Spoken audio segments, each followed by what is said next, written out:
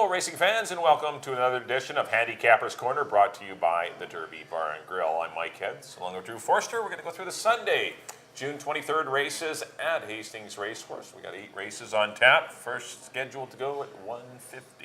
Good betting day. I've been looking over the card, and yeah, it's pretty tough. Lots of wide open races. I think you're going to see some prices, especially not supposed to be the best weekend here, so the sloppy track could mix things up a little bit. I bet you get some good payoffs. Pay attention to that pick 5. It was a good payoff last week, and I'll bet again this week. Yeah, could pay some good dough on the Sunday program. Let's get to the Sunday opener. Field of 7, scheduled $10,000 filly mare maidens going 6.5 furlongs. I'm going to take the class dropping number 6, Calm the Storm. Ran a distant 4th against Nimbleen for 15 grand, then was stepped up to 20. Didn't get the best of trips that day and ended up running into a pretty nice one and quit your whining in 117 and change. But I think this is a lot easier assignment. It's really not. It's a pretty soft 10, and I just think 6, Calm the Storm, can probably aptly named for the weekend too. With anything with a storm in it might be something to play of note. I put the 5-horse Blue Minnow in for second. Back-to-back runner-up efforts at this level. This horse is live. If the 6, Calm the Storm, doesn't win, I think the 5, Blue Minnow, will be your horse. And I put the 4, Rear Vision, in for third. Stepping up off of a runner-up effort, ran for 5 grand, steps up for the 10, but still it ran into a pretty well-meant one in Crypto Magic. So I went 6, 5, and 4. I got the 5 Blue Minnow on top. When you look at her company lines, she's ran into like Free Roman Dolly, some decent horses. And she handled Allie's Bobcat last time by 7 lengths. And Allie's Bobcat had been finishing ahead of Calm the Storm. That made me lean towards Blue Minnow. I put Rodessa in for second. She run third behind Blue Minnow and Free Roman Dolly last time. Only 2 starts. It seems to be improving. Was a vet scratch or a post-time scratch last time.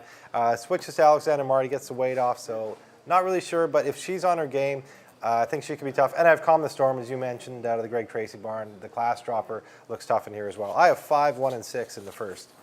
On to the second. Fillies and Mares Maiden 5,000, going a mile and a 16th. And I think the mile and 16th will help Classic Cheese the most out of this.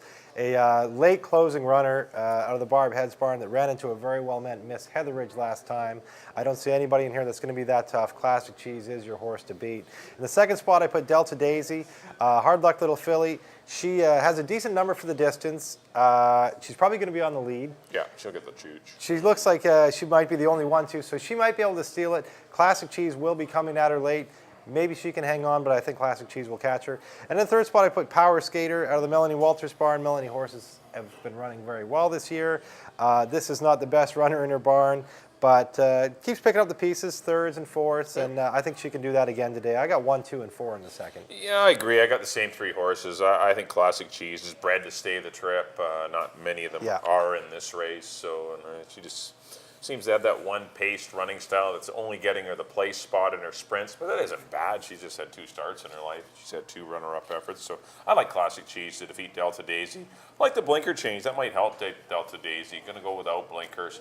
This horse may relax a little bit better, kind of been running off a little bit on the head end. Maybe the blinkers off will get her to just slow it down a bit and just take everything in and be a little more relaxed out there, because she'll certainly need to get the extra quarter of a mile and a 16th. And I put the 4 Power Skater, who acted up at the gate last time. Hopefully a little bit better behavior for her. She's a filly that's bred to run on as well, being by Schwab. So I went 1, 2, and 4, but I do like Classic Cheese to defeat Delta Daisy. On to the third race. Got some 17-5 non-2.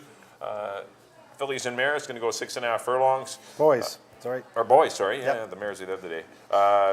After the conflict, 3-year-old tackling older horses looks like your horse after that last win for 25,000. After the conflict, ran off and hid. Didn't have to endure too tough a pace, but I just don't see a pile of it in here anyway. I see SR Rocket Man going to show a little bit of pace. What a sense of humor. This horse had maiden speed, got 22 and 3 and got out there. But other than that, after the conflict, should get things pretty easy. So I like him to win it. Put the 7 Sun Soleil in for second. Good. Just missed the Weekend Be Heroes in a tough race. This 3-year-old ran a big one that day. Been freshened up. Decent work back. And number 8, Our Last Call. Made no mistakes in his first race of the year off the big layoff. Ran a good time, defeated some pretty good horses in Peyton's Best and Lord Calazar. This horse might. I like 3 horses. The early pick 4, I'm going to play. Definitely 3 horses are the play here. I don't think there's a key in here, but I did go with 5, 7, and 8. I have the same horses. I swapped around a little. I put Our Last Call on top. I can easily see that happening. Yeah, Rosie Anderson Barn has been on fire this year. Everything she leads over there seems to be winning. And this horse was cut out to be a nicer horse. He's had a lot of problems, as you can see. He hasn't ran very much, just the once last year, once this year. He does come back. One thing we know about Rosie is she's not going to run them unless they're perfect. No. So I know he's on his game. And like I said, cut out to be a nicer horse. Broke his mane for 20. This is a nice logical step for him to go in the non-2 17.5. So I like Our Last Call in here. After the conflict, as you mentioned, in the Craig McPherson barn, hell of a run last time, winning by open lengths. He'll be a handful in here. And Sun Soleil, lightly raced horse out of the Robbie Anderson barn, who 6 out of 8 in the money.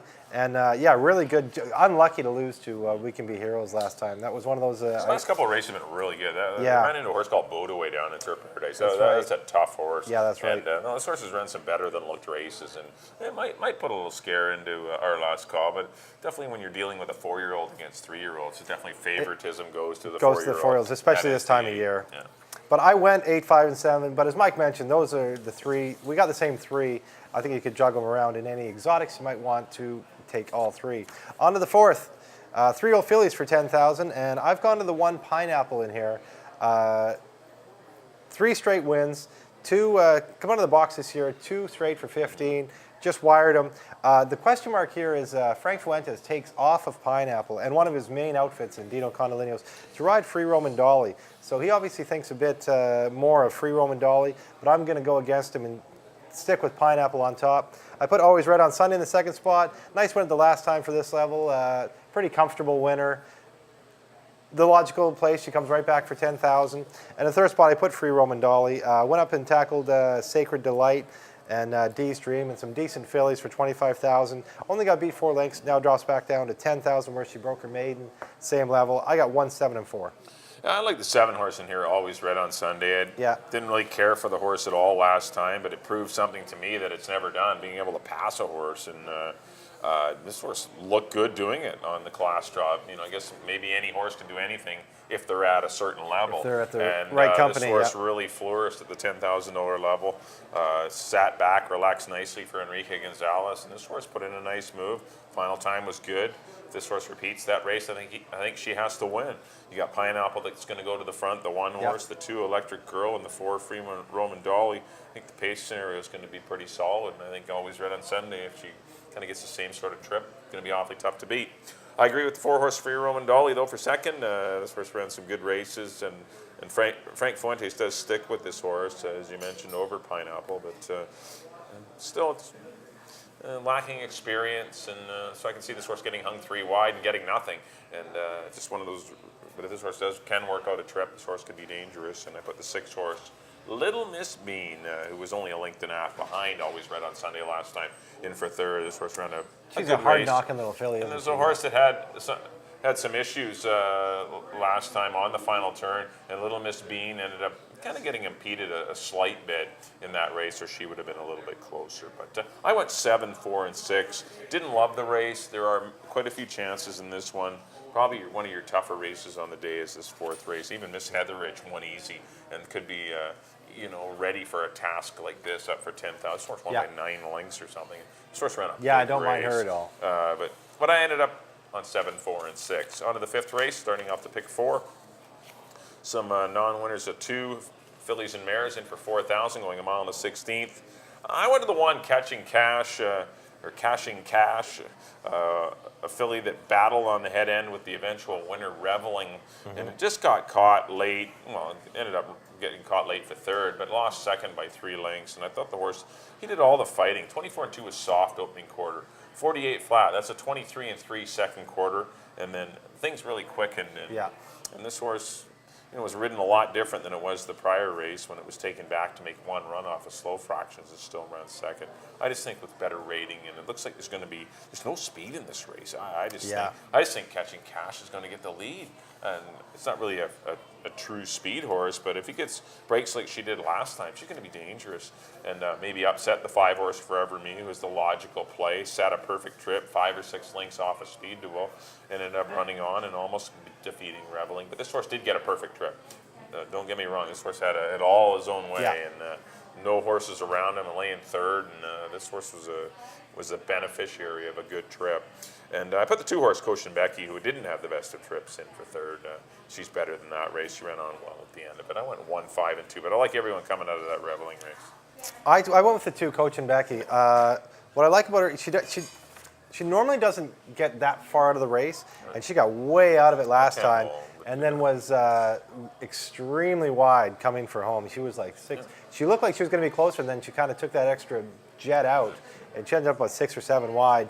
So with a better trip, I like Coach and Becky. If there is enough pace for her to run at, but I think she doesn't have to be that far out of it. She's proven in her previous races in Phoenix, she didn't have to be that far out of it. So I like Coach and Becky. The second spot, Forever Me, as you mentioned, logical horse out of Melanie Walters' barn. Her and Amadeo Perez have been hooking up on a regular basis lately. And your first pick, I have in third, Kaching Cash. Those are the same 3 I like. I got 2, 5, and 1 in the 5th. On the 6th, Fillies and Mares allowance race. This is your feature on the day. Really good race. It's an allowance race for fillies and mares who haven't won 12,000 twice in 2013. I've gone to the 6 Turlani. Always a hard knocker at the stakes level, and whenever she drops down to the stakes level, she seems to be right there. She just got beat by less than a length last time to the very hot Dance the Wind. So I think it's a perfect spot for Turlani. In the second spot, I got Folk Dancer. Out of the Pat Jarvis barn, one that they claimed out of California. I picked her last time, and she only got beat 2 lengths by Dance the Wind and Vino Terra, and sprinting isn't really her game, so I think going longer, she's going to be a lot more dangerous. Six lifetime starts going a distance, and 2 wins in a second and a third, so Folk Dancer is going to be dangerous with the hot Frank Fuentes aboard. And the third spot, I put Racing for Gold out of the Phil Hall barn, a solid little 4-year-old filly that ran very good races here last year. She hasn't been seen here yet this year, but she had a fairly successful winner in Phoenix, and Phil Hall's horses have been running well lately. Of course, with Franzer's Finest defeating Devil in Disguise last week. I got 6, 3, and 2 in a very competitive 6th race. Yeah, no, I've got everything different than you. And I have the 1 horse Go Sail Go. Yeah. This horse ran 2 good races down in Seattle. I respect the Seattle mares. Certain categories we have better than they do, and I don't know if the mare category we do with Exclusive Diva and Easy Kitty. They're very nice mares. And Go Sail Go ran a good race second time out in the Washington Legislator Purse, and I think it'll set her up for a good mile in the 16th race. Richard Hamill rides. This horse will get either on the lead or sitting just off of Folk Dancer and maybe PS Touchdown. I don't think PS Touchdown's going out there this time, but I think Go Sail Go gets a good trip. The rest of them are off the pace horses: Orchid Silver, Racing for Gold, Turlani, and Dashing Daisy. None of them have speed. So I think the 1, 3, and 5 are your pace horses. And I just see the pace scenario being slow, and that's why I'm going to, I may be wrong, and the back runners may win, but I just see the pace scenario being quite kind. And that's why I like Go Sail Go. Put the 5 horse PS Touchdown in for second. This horse ran her eyeballs out last time in the 3-path, chasing Overvalued and Evelyn's Dancer. Ended up getting beat 4 lengths. She put those 2 away. Ended up getting beat 4 lengths, running 6th. Yeah. And I thought it was a brilliant effort.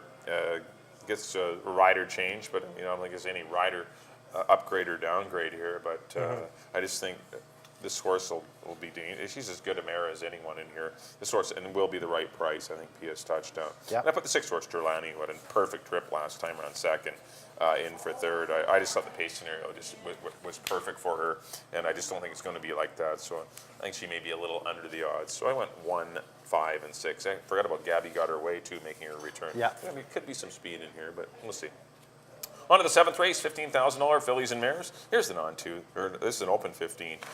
8 of them signed on to go 6.5 panels. I went to the outside 3 horses. I went to the 8, Eliodora. I just see a pile of speed on in here. I see the 3 horse Century Union wanting to show speed. Hidden Harbor and Ouch going at it.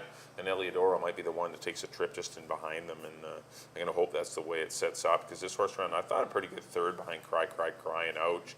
Was getting to Ouch for second, but the pace scenario was too kind. They went 22 and 4, 46 and 1. It was a very easy pace for Ouch.